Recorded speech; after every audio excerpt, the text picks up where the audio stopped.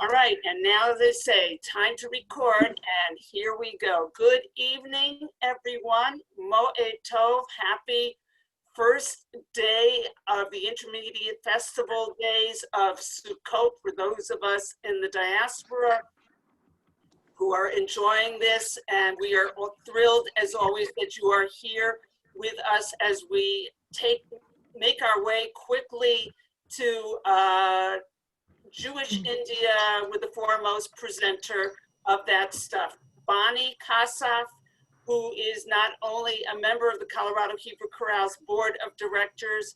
She, together with other people on this call, is one of the few, the proud, who is a charter member of our organization. She's been involved with the Colorado Hebrew Chorale for the last now almost 28 years. We're thrilled that Bonnie will be introducing Rahel, and we will let her take care of that. I will be putting some information in the chat. I will be moderating questions, and I will also put information in about our various supporters for this evening. So with that, take it away, Bonnie. So I don't have to introduce myself. I'm pleased to introduce tonight's presenter, Rahel Musleah. Rahel traces her family history from 17th century Baghdad to Calcutta, where her family lived for 7 generations and where she lived until age 11.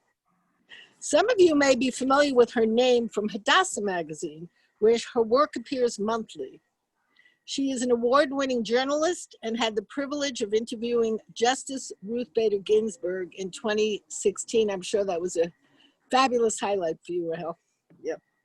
So 6 years ago, I attended the National American Jewish Choral Festival and picked up a flyer left by Rahel advertising her first Jewish trip to India. I brought it home and my husband Steve said, let's go. So we did, and what a fabulous trip it was. And one of the most moving parts of it was going to the synagogue in Calcutta, where Rahel grew up and where her father had been the rabbi, and to have her lead us in prayer. It was very emotional for everyone because I think it was the first time, Rahel, that you did that. Yeah, because it was the first trip back.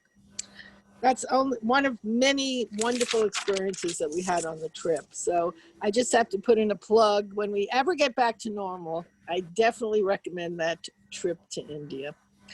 So now we're ready. Sit back and enjoy this taste of music from India.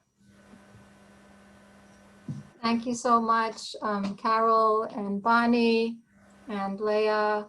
It's wonderful to be here. I like to say Tizku Shanim Rabot, which is what we say for all holidays. May you merit many years. We don't say Chag Sameach. We don't say Shana Tova. We just say Tizku Shanim Rabot.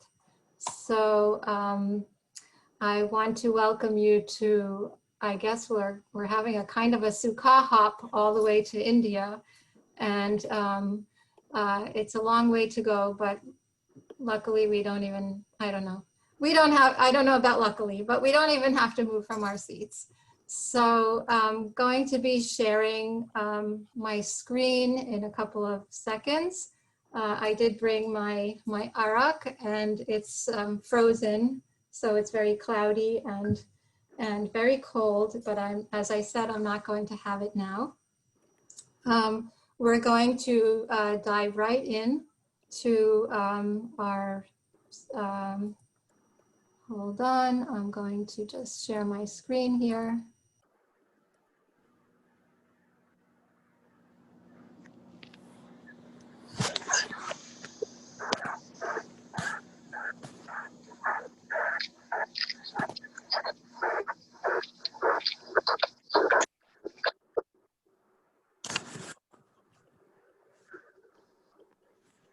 You didn't hear anything I said, huh? Nope. Okay. Can you see my screen? Okay, good. All right. So I want to welcome you to our Sukkah. This is our Sukkah.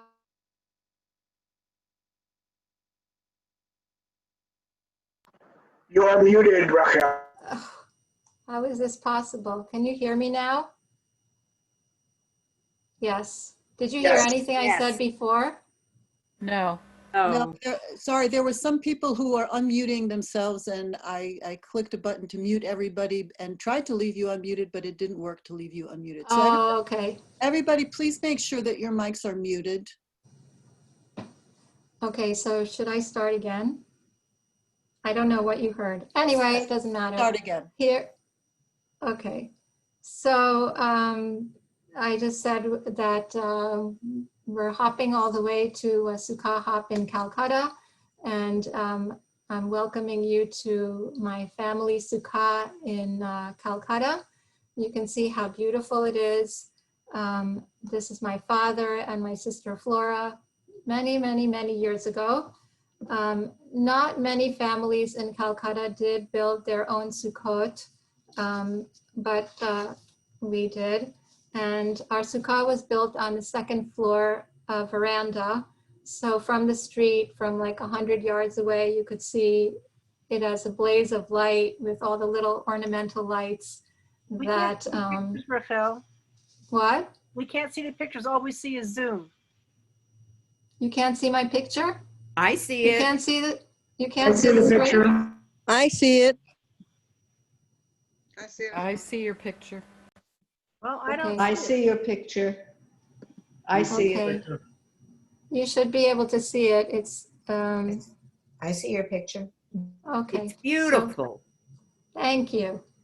So we used to decorate it with these little ornamental lights, and also fruit that you might not expect. You might be able to see a pineapple hanging somewhere in the middle there.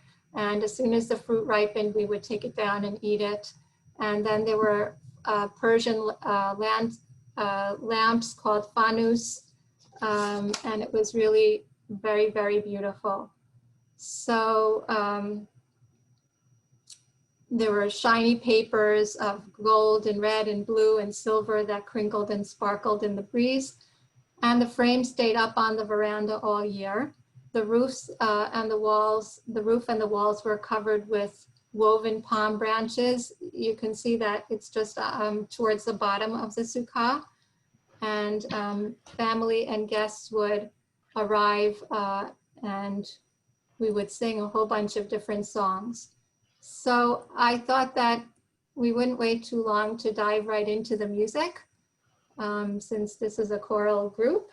So you're all my guests now. We all sing together in harmony, in a unison, not in harmony. The first song is appropriately called Tsuka Villus. It is one of many, many songs that we sang for Sukkot and Simchat Torah. It was written by Moses Adhan, or Dahan. He was from a Moroccan family of Kabbalists, physicians, poets, and rabbinical judges, and he died in 1737. So if you have the sheet music, you can look at it, or if you don't, I've put the choruses in the PowerPoint here. Okay, so hold on, I just want to. Okay, so here's how it goes. Tsuka Villus le'am segula yachad yaronu yisu tehila. So that's the whole melody throughout the whole song. That's how it goes. So I'll just sing a little at a time, and you can sing as loud as you want at home, okay? Tsuka Villus. Your turn at home. Tsuka Villus. Second. Le'am segula. Your turn. Le'am segula. Third phrase. Yachad yaronu. and you can join me. Yachad yaronu. On the last phrase, Yisu tehila. Join me.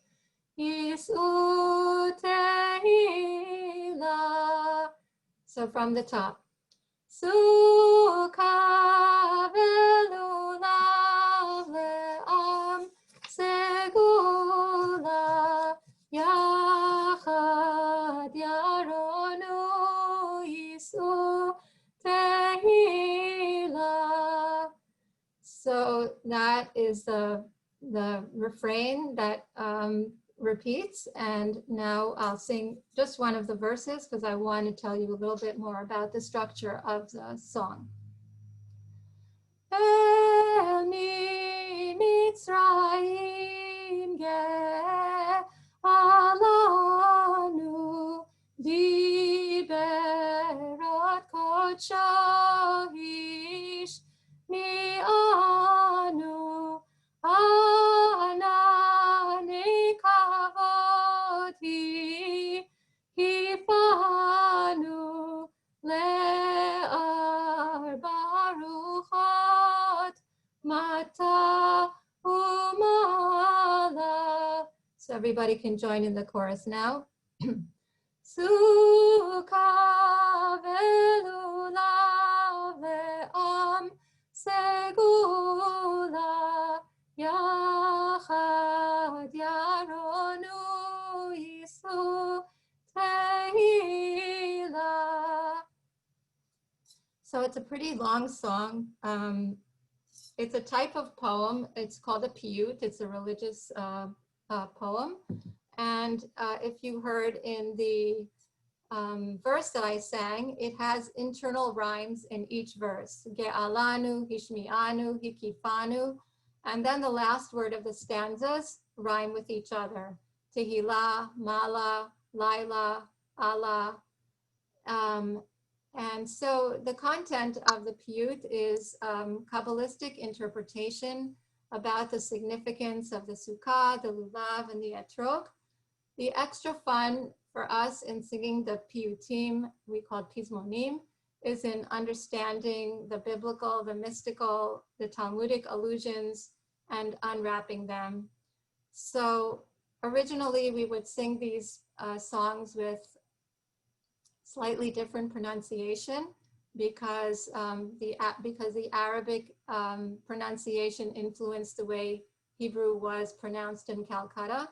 So all vets were bets, all vavs were wows, Chof, Gimel, and Ayin were more guttural, Sadi and Het were softer, Taf was more of a thaf. So it would be sung more like Tsuka Villus. That's how the first phrase would go. But when we came to the United States, I wasn't 11, actually, Bonnie, I was 6. We were a little bit embarrassed. We wanted to fit in, so we pretty quickly tried to fit into the more Americanized pronunciation of the Hebrew and dropped some of the ways that Hebrew was pronounced in India. Also, you hear that there's a distinctive way of breaking some of the words in the middle, right smack in the middle of the word. So that's just by way of a little introduction.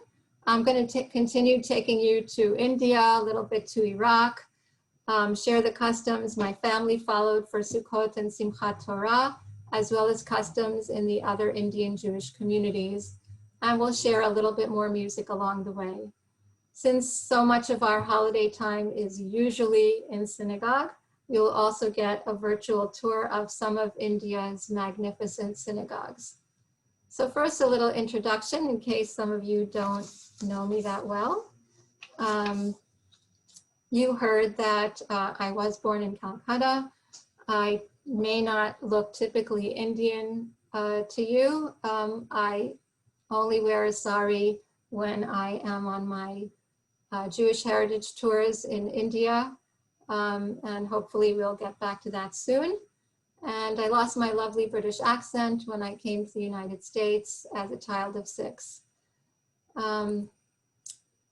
I like to quote the Israeli-Iraqi writer Sami Michael, who says, "I'm like a piece of baklava, one layer is sweeter than the next."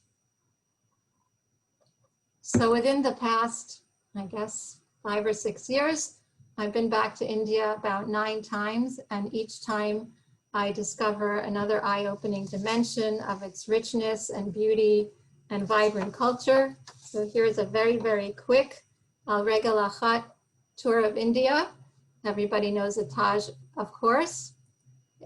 In addition, there are beautiful sunrises and sunsets, architectural gems and spectacular mirrored palaces, all types of transportation, from bicycle rickshaws in Old Delhi to elephants in Rajasthan, relaxing, lush backwater boat rides in Cochin, and amazing, amazing food.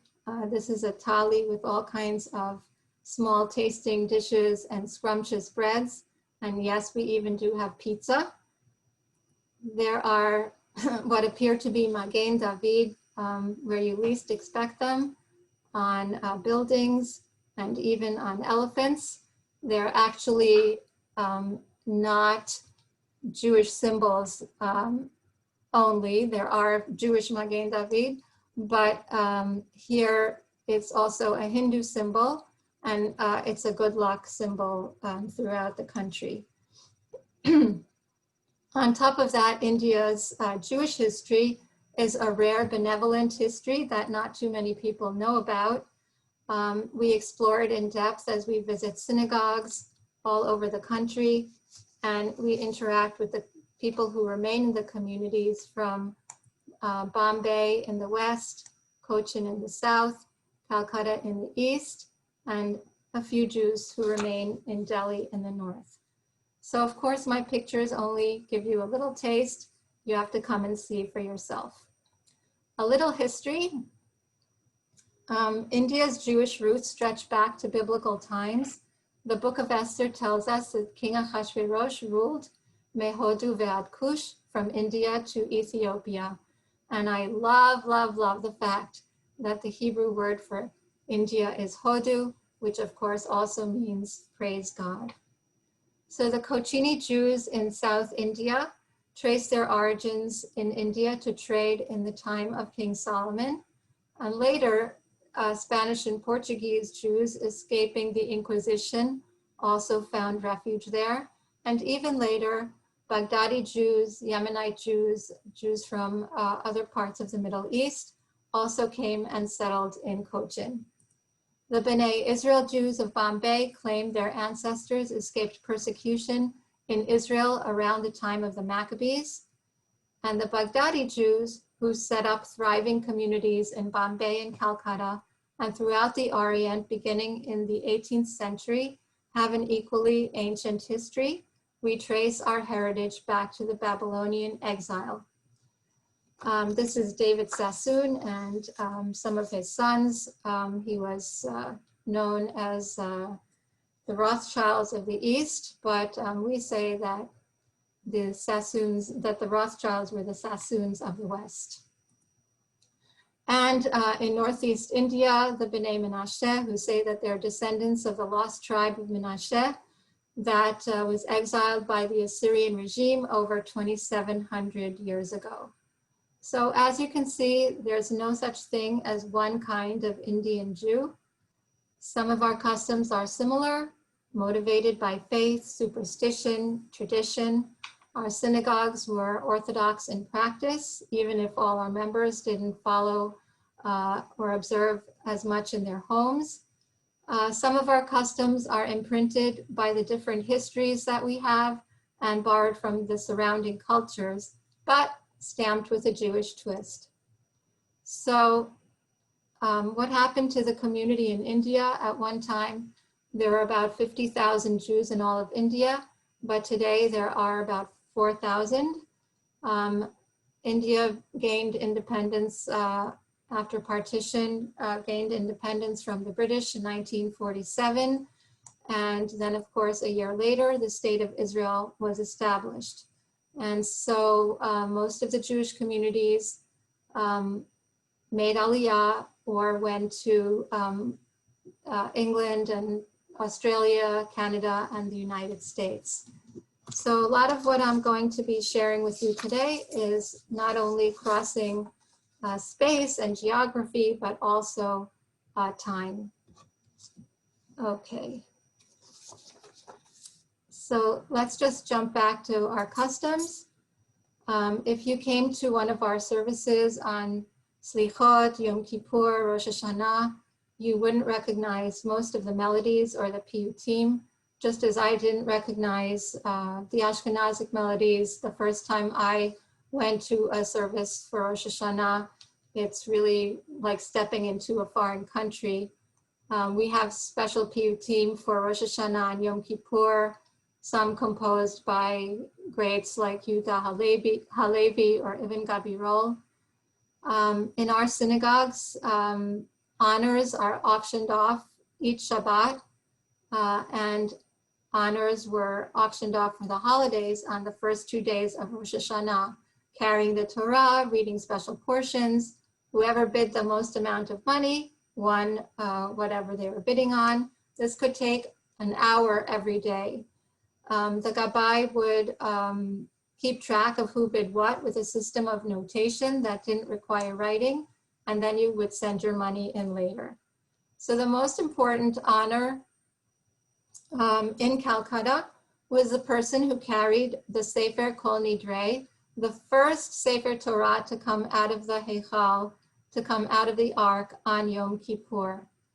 And why was this such a big deal?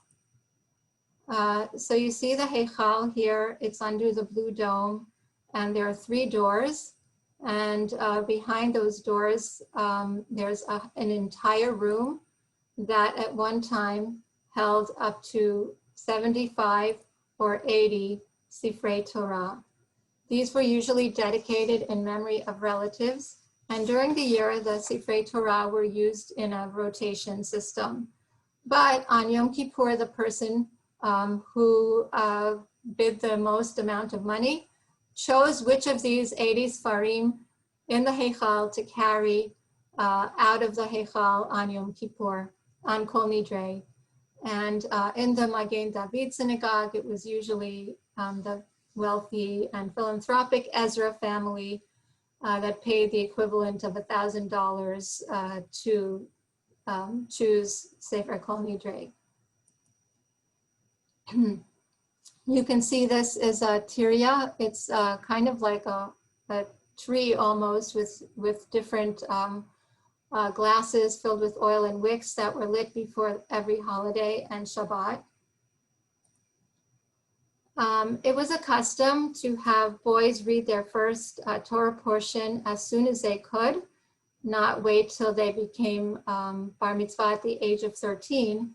So this is my father, and he read his first portion at the age of 10. Sukkot was a popular time and the stakes were high, but my grandfather bid on the first day of Sukkot and won that special time for my father to read his maftir. When my father turned 13, he had the tefillin ceremony and his parasha was Va'et Hanan. So here he is dressed in Arabic garb before his bar mitzvah. So this looks like a plain box, but this is actually a box where where each person would keep their sidurim right by the benches, which also were fixed. Your seat was fixed in the synagogue. So this is my family, actually the men sat downstairs, the women sat upstairs. So this is my family bench, and I'm sitting in my grandfather's seat. We had sidurim that were printed at the beginning from Livorno, Italy. This one was printed in Vienna, and you can see this one was printed in Livorno. And my father, and I think probably some of you know that he passed away about 3 months ago. So he had he loved to write little index cards and put them in each siddur and tell us what the siddur was, when it was used, who used it. So this siddur was printed in 1849 for Sukkot, Shmini Atzeret, and Simchat Torah. And it was used by my Uncle Meyer until 1945. And it has a special prayer that was recited before entering the Sukkah. This is the prayer, and you can see it's written in Rashi script, the special script that's used for the Rashi commentary. But we didn't have the kind of Hebrew script that we have today. So when people wrote in script, they used Rashi script.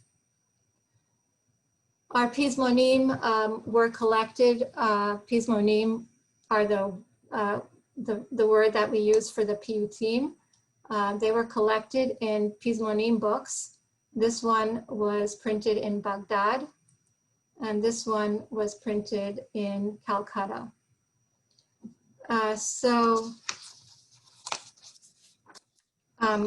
I said, we did call them Pizmonim today. That means, in modern Hebrew, it means melody or chorus. You might think of the Pizmonim as somber or serious.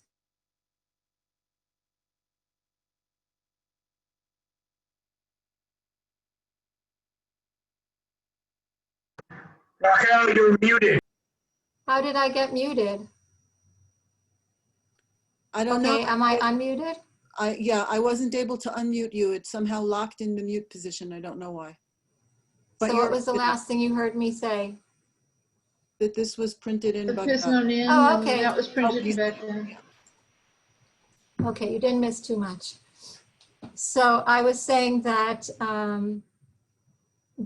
did you hear what I said about Pizmon, about Pizmonim? Yes. Okay, all right. So, we're gonna sing a little bit more, and the next Pizmon is quite a playful Pizmon. It's called Etodim Kala, and it's based on Shir HaShirim. And this is the chorus. It's based on Shir HaShirim, and it means, it's the season of love, my bride, come into my garden. The vine has blossomed, the pomegranate has flowered. Like Shir HaShirim, this piyut is fairly graphic. And as a kid, I thought it was really funny to sing about milk and honey being under your tongue. I really had no idea what exactly I was singing about. But that's how it goes. My father and his siblings were taught to sing Shir HaShirim, to chant Shir HaShirim in the special melody. And they learned it from Master with the red fez, and they had no idea what they were singing either. So the author's name, Chaim, is in the acrostic in the first word of each stanza after the chorus. Okay, so if you have it, then again, we'll learn the chorus and then we'll do a couple of the verses. Etodim kala, boi legani, parcha hagefen renetzrimoni. We'll do that again. Etodim kala,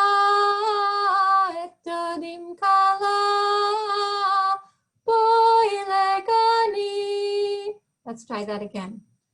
Etodim kala, boi legani, parcha hagefen renetzrimoni. We'll do the second part again. Parcha hagefen renetzrimoni.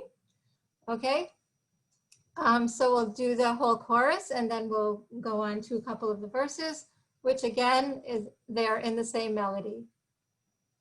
Etodim kala, boi legani, parcha hagefen renetzrimoni. Chalaf hageshem, עשית בעבר, ומרעייתי החשק גבר. נצא השדה, נעלים במדבר, שם אתן דודי לך מחמדני. Chorus. את דודים קלה, בואי לגני, פרחה הגפן הנץ רימוני. יפית ונעמת,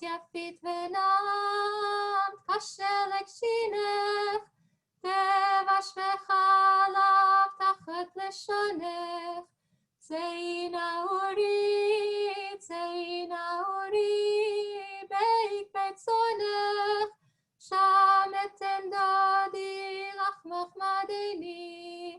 את דודים קלה, בואי לגני, פרחה הגפן הנץ רימוני. I'll go to the last verse.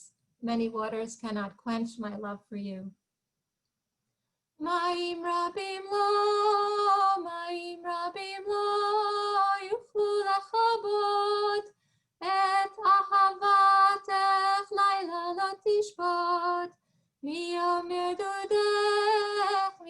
נדודך נסעתי ריבות, אם אשכחך תשכח ימיני.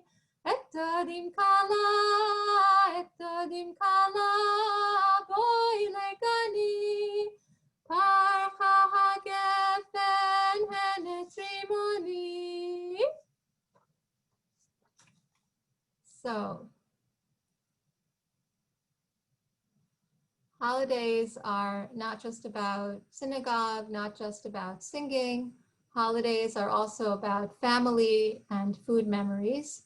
Growing up, objects in my home were resonant of the home we had left behind.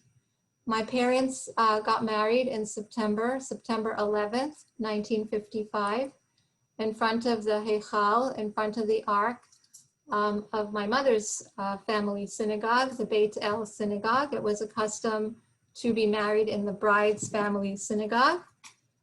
And here they are at their wedding reception.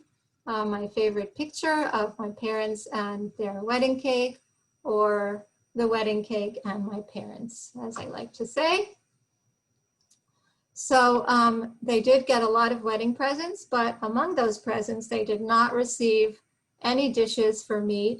And so they were getting ready to celebrate their first Rosh Hashanah. And they went to the local bazaar, China Bazaar, and bought this beautiful set of noritaki and used it for their first Rosh Hashanah. We used it only on holidays throughout my childhood. This is my grandfather at our Rosh Hashanah Seder, which I think you talked about at your last music program, in his white sharkskin suit and his special kippah for the festivals. On Rosh Hashanah, motzi, the bread for motzi, was dipped in sugar instead of salt. And I have continued this throughout all the fall holidays. So no lemon or anything sour was used in any of the foods.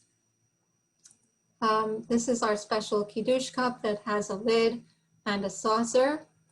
And some of our yummy foods, palau, rice with a topping of sauteed almonds and raisins, kishmish badam, mahashas, stuffed vegetables, aloo makalas, triple fried potatoes, bhajis, different kinds of vegetable curries.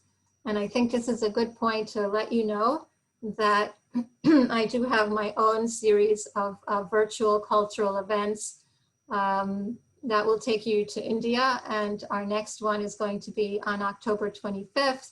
And my cousin Mavis, who lives in England, wrote a cookbook several years ago on Indian Jewish cooking, and she's going to be my guest.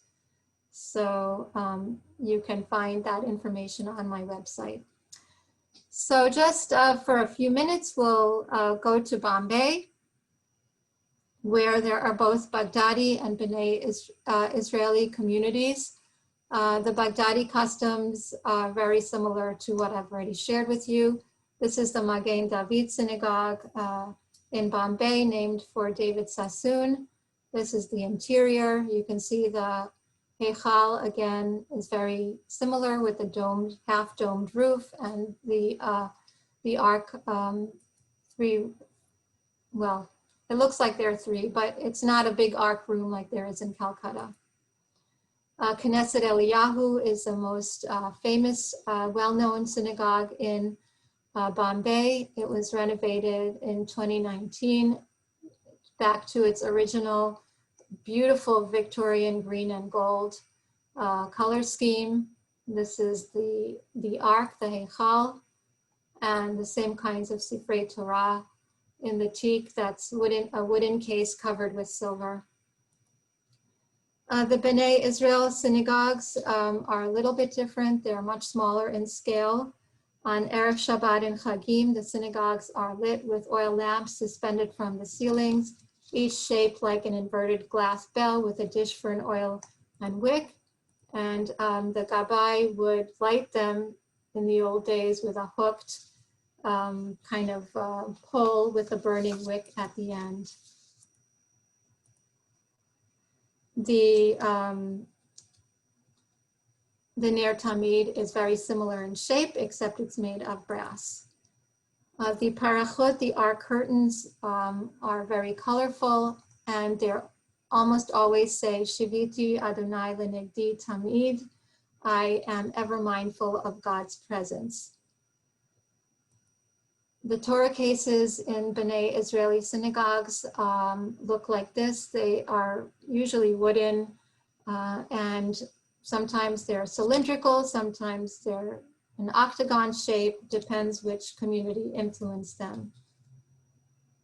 This is a Siddur in Marathi, the local language, and the women's section, which is just alongside the men's section. For Simchat Torah, and also to break the fast on Yom Kippur, they have a special pastry called Sat Padar, which means 7 layers. There is something similar in the regular Indian community, but it usually doesn't have layers, or if it does, it's not 7 layers. So this is the Jewish twist to Sat Padar. It's layered, deep fried, and made into a crescent shape, filled with sweetened semolina, nuts, and cardamom. And on Simchat Torah, it would be sold in the courtyard of the largest synagogue, the Magen Hasidim Synagogue. Quickly, now we're going to go south to Cochin. You can already see the topography. The topography is quite tropical.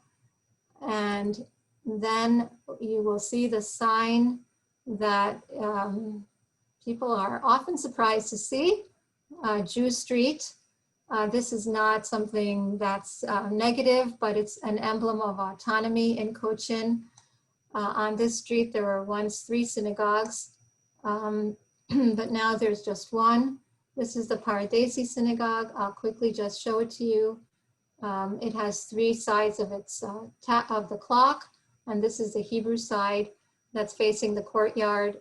It also has the Roman numerals facing the street, and the Malayalam numerals facing the Maharaja's palace, which is just literally next door.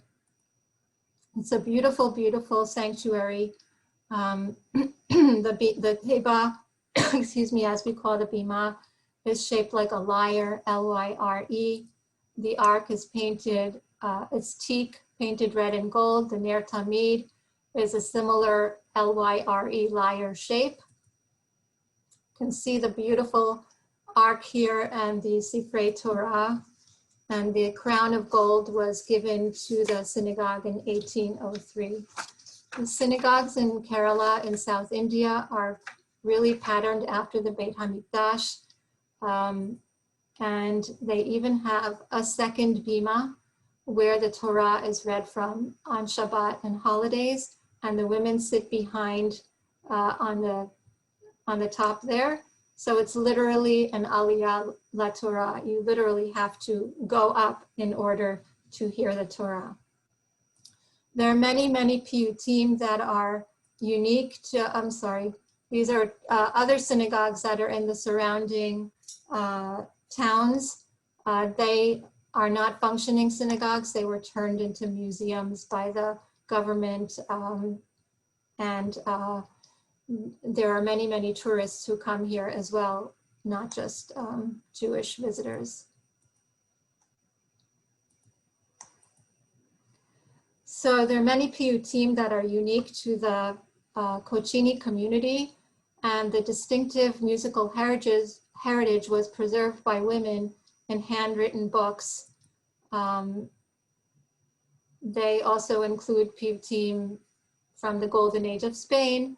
Some are in Hebrew, some piyutim are in Aramaic, some are in Ladino because of the Spanish and Portuguese influence, and some have been translated into the local language. In addition to what was sung in the synagogue, women sang at weddings, engagements, at Brit Milah, with dancing and clapping. And this is part of the community that's been transplanted in Israel, and their songs have been collected in this collection called O Lovely Parrot that was put out by the Hebrew University. So they had different colors for different festivals. Yom Kippur, understandably, was white. Rosh Hashanah was white with little red flowers. Sukkot, sensibly, would be green for nature. Simchat Torah, red because the Torah burns like fire. Purim would be gold. Pesach would be blue for the waters parting. Shavuot, purple because the Torah is royalty. So these were the colors that people wore, and they were also the colors that the synagogue was decorated in. The kippah that you just saw was made by Sarah Cohen, probably the most, one of the most well-known faces of Cochin. She always sat by her window, and she had an embroidery shop. She passed away a year ago. So now there are 21 Jews in Cochin, and only two are Paradesi, 2 are Baghdadi Jews. These are some of the clothing that men wore in the synagogue. They had long coats and vests and very fancy kinds of clothing. For Simchat Torah, the Torah was removed from the ark, and it was put in this raised platform covered with a canopy and a sloped roof. It had red drapes embroidered with gold and silver thread, and it was erected in front of the ark. This same structure was built in the home of a newlywed above the bed they sat on to receive visitors.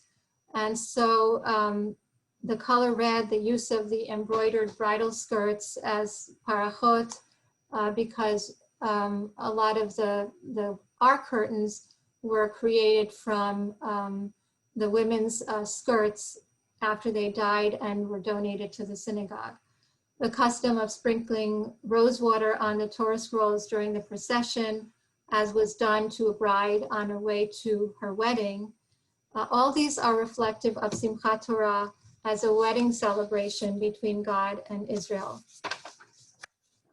Many non-Jews, here's an example of the parochet that was sewn from a woman's wrap skirt. And here's the synagogue, all decorated with lights and garlands of jasmine. The Torahs were equally decorated and hung with garlands of flowers. And the walls were hung with parachot made of velvet and embroidered with gold threads. So I will just share another song with you. This is a song for any bridegroom. And on Simchat Torah, it was sung for the Chatan Torah and the Chatan Breshit. So again, it's repetitive melody throughout, and it goes like this. So if you need to look at your sheets, you can get them. Otherwise, this is the chorus, and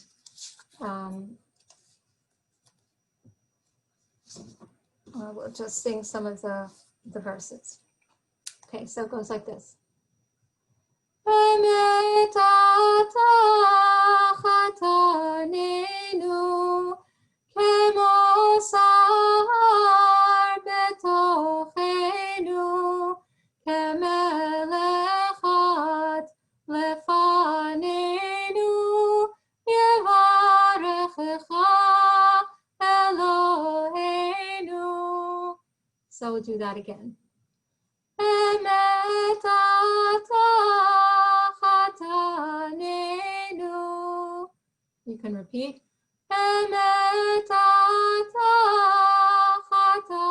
chatanenu kemo sahar betochenu kemelechat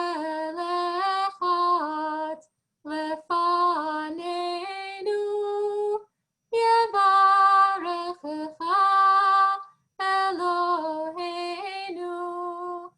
We'll do it one more time, and then we'll do a couple of the verses.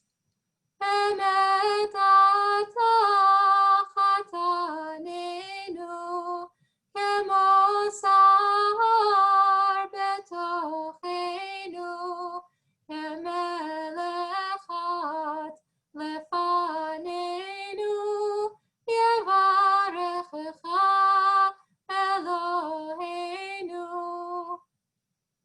Bechalatecha chatan tismach berov mamon berov kemach betizkelach azot tzemach be'el kodesho yevienu.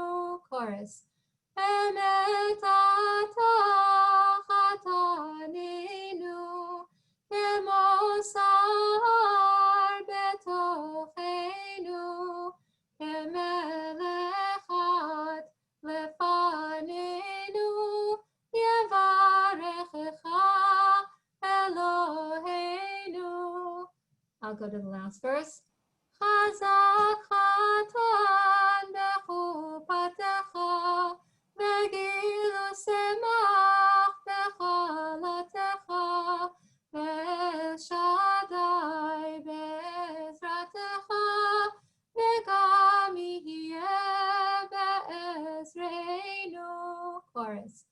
Emet ata chatanenu kemo sahar betochenu kemelechat lefanenu yevarechecha Eloheinu. Okay. So we're going to circle back now to Baghdad in India. Most of our family customs are from Baghdad, but I've never been to Baghdad myself. But from people who were born and grew up there, I know that this is a great synagogue in Baghdad. And here is a drawing of women preparing food in the clay ovens in the courtyards of their homes. The morning after Yom Kippur, the streets would become clogged with donkeys loaded with palm trees for the Sukkot that each family would build in their courtyard. And the Sukkot would be lined with wooden benches.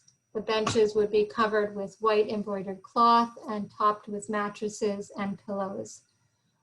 As in Calcutta, the frame of the Sukkah stayed up all year. And as I said, we recited a special bracha when we entered the Sukkah. There was a lot of socializing and a lot of singing, and people who came in between meals were offered toasted and salted almonds, pistachios, and pine nuts. And when guests left, we sprinkled their hands with rose water from a special kumkum and made the blessing Borei Atse B'Samim.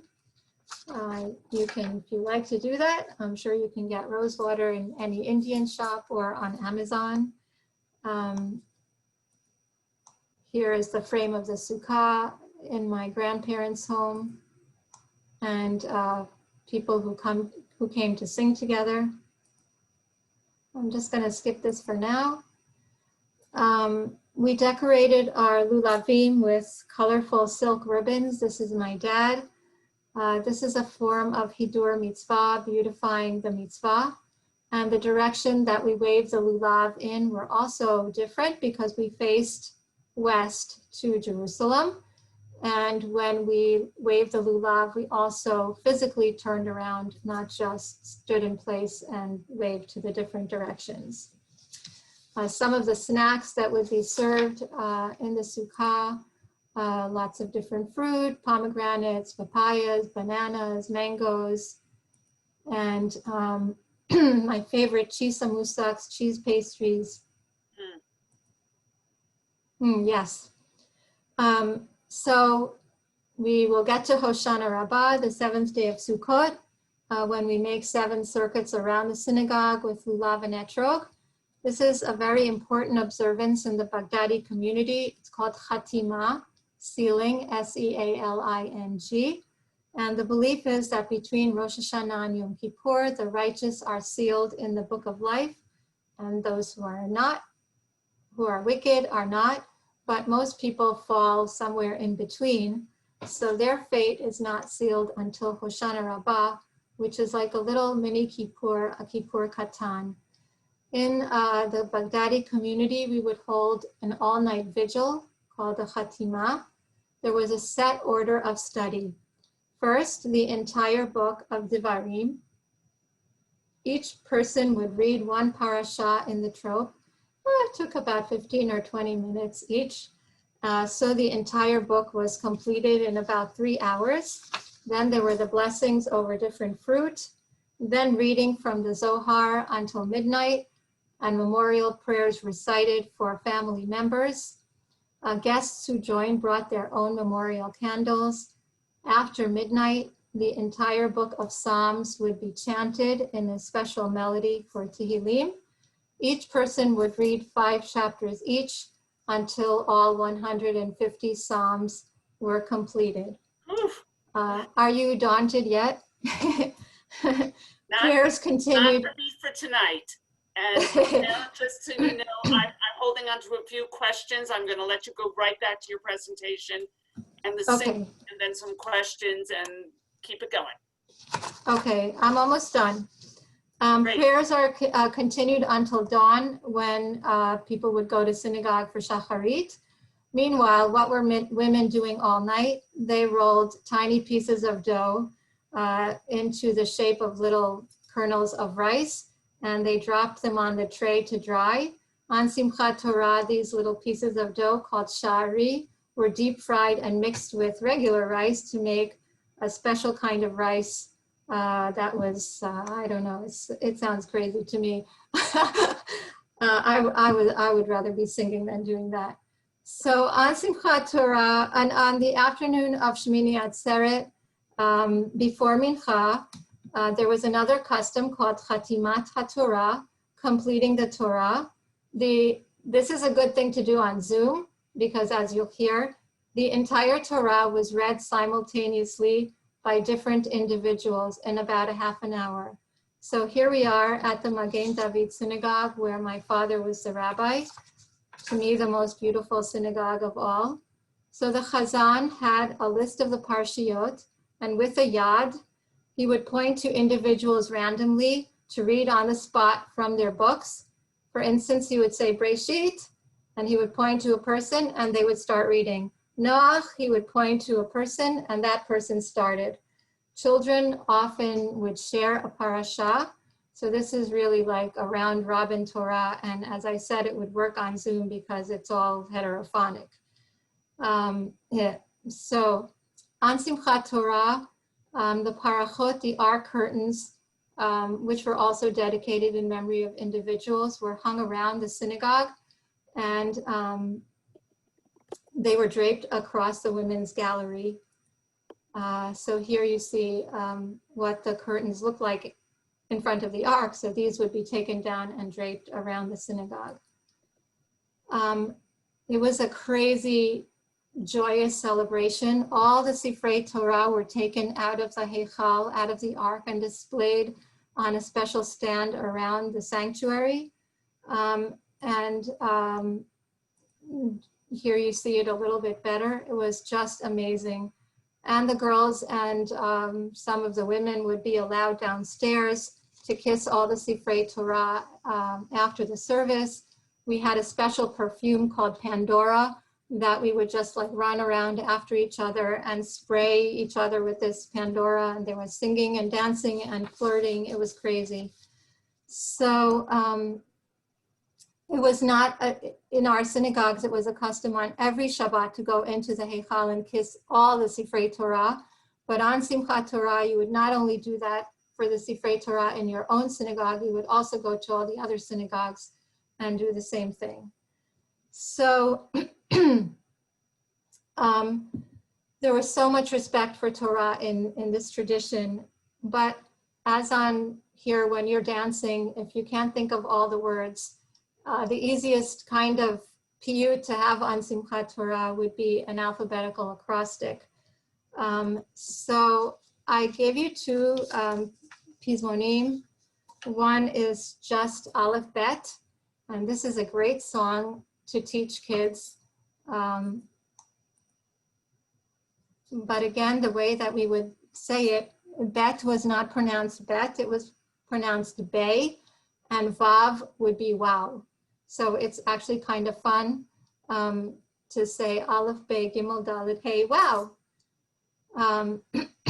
So it just goes like this. Aleph, Bet, Gimel, Dalet, Hey, Wow. That's it. Okay, but then you have to go a little bit backwards. I have to look at my sheet because I don't know this by heart. So it goes, Aleph, Bey, Gimel, Dalet, Hey, Wow. Aleph, Bey, Gimel, Dalet, Hey, Wow. Zayin, Chet, Chet, Zayin, Zayin, Chet. Wow, Hey, Hey, Wow. Dalet, Gimel, Gimel, Dalet, Bey. Aleph, Aleph, Bey. Aleph, Bey, Gimel, Dalet, Hey, Wow. Aleph, Bey, Gimel, Dalet, Hey, Wow. Tet, Yud, Kaf, Chaf, Lamed, Mim, Mim, Lamed, Lamed, Mim, Kaf, Chaf, Chaf, Kaf, Yud, Tet, Tet, Yud, Chet, Zayin, Zayin, Chet, Wow, Hey, Hey, Wow. Dalet, Gimel, Gimel, Dalet, Bey, Aleph, Aleph, Bey, Aleph, Bey, Gimel, Dalet, Hey, Wow.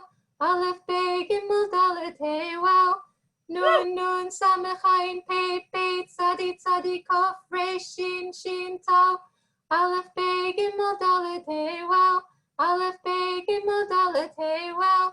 Tav, Shin, Shin, Tav, Resh, Kof, Kof, Resh. Tzadi, Pei, Pei, Tzadi, Ayin, Samech, Samech, Ayin. Nun, Mim, Mim, Nun. Aleph, Bey, Gimel, Dalet, Hey, Wow. Aleph, Bey, Gimel, Dalet, Hey, Wow. I think that's a lot of fun. So, All right.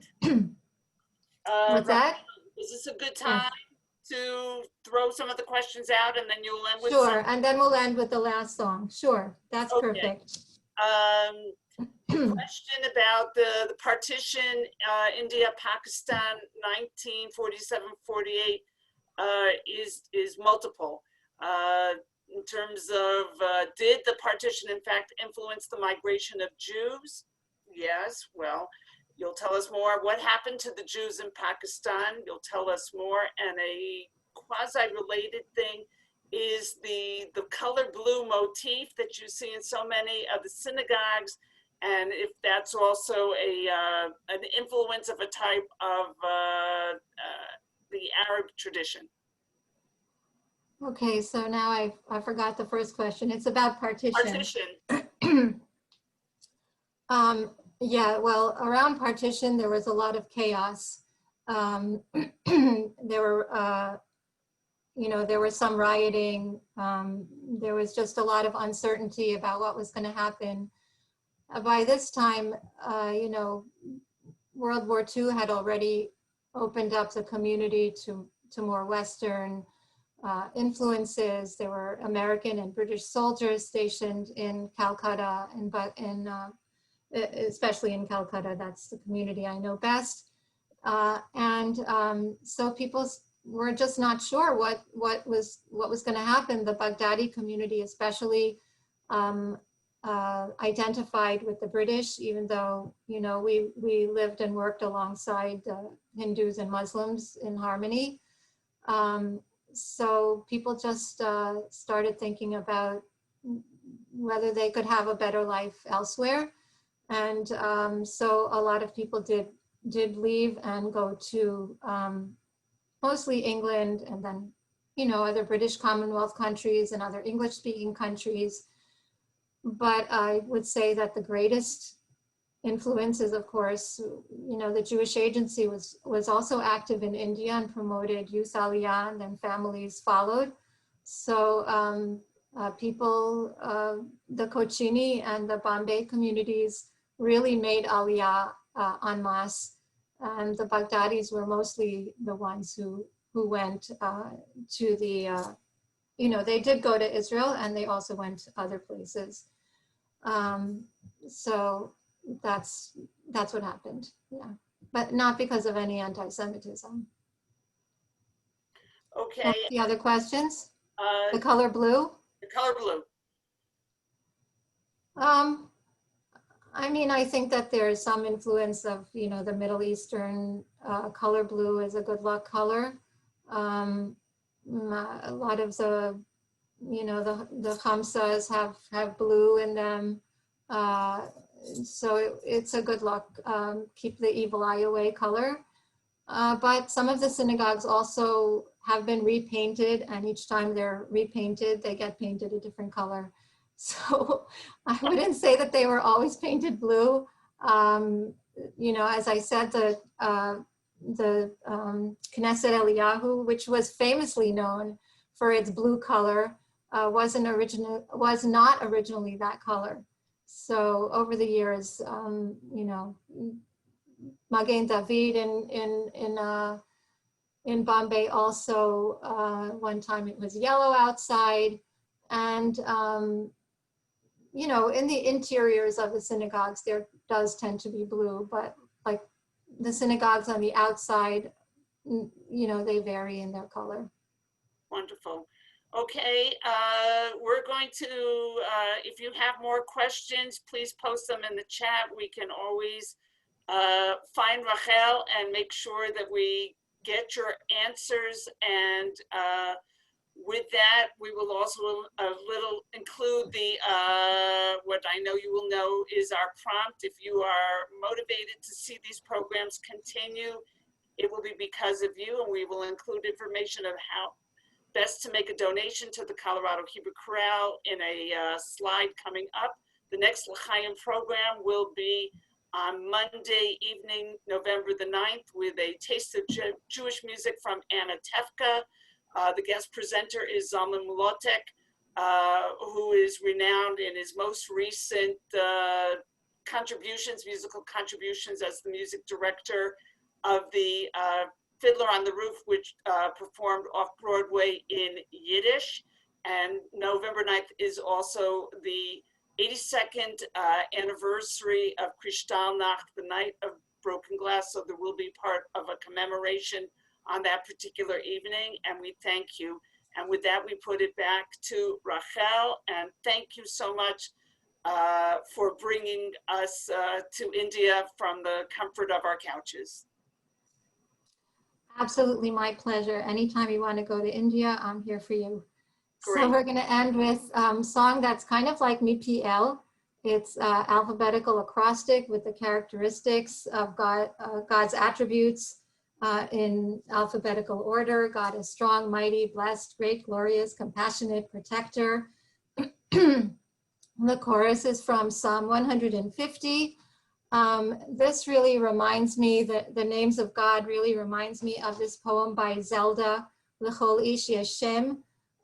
It's about the different roles and names we take on in our lives: mother, father, writer, lawyer, singer, community leader, grandparent, child, strong, compassionate, whatever names we call ourselves and other people call us. I hope this song inspires us to be, to follow and emulate God's attributes. So let's sing together, and it just goes like this. Hallelujah, hallelujah, hallelujah, Shem Adonai. So try that with me. Hallelujah, hallelujah, hallelujah, Shem Adonai. Chorus. Hallelujah, dirim, baruch holal Adonai. Chorus. Hallelujah, hallelujah, hallelujah, Shem Adonai. Hallelujah, gadol gedolim, dagulim holal Adonai. Hallelujah, hallelujah, hallelujah, Shem Adonai. Hallelujah, dur hadurim, vatikum holal Adonai. Hallelujah, hallelujah, hallelujah, Shem Adonai. I'm going to go to the end of the alphabet. Hallelujah, kadosh kedoshim, rachumum holal Adonai. Hallelujah, shomer shomerim, takifum holal Adonai. Hallelujah, hallelujah, hallelujah, Shem Adonai. One last time. Hallelujah, hallelujah, hallelujah, Shem Adonai. Tizkul Shanim Rabot. I hope I'll see some of you again on a trip, on some of, maybe you'll come and learn about Indian Jewish cooking, whatever, in whatever capacity, just say hello, and it's lovely to see all of you again, or some of you for the first time. Thank you, Rahel. Thank you, Rahel. Thank you. Thank you. Thank you. Thank you so much. Thank you very much. Thanks, everybody. Thank you, Rachel. Thank you, everybody. Bye. See you next month. See you next month. Thanks, Rahel. Safe travels, Bye. Thank you. Not traveling. Israel is shut down. Bye. Bye. Bye. Bye.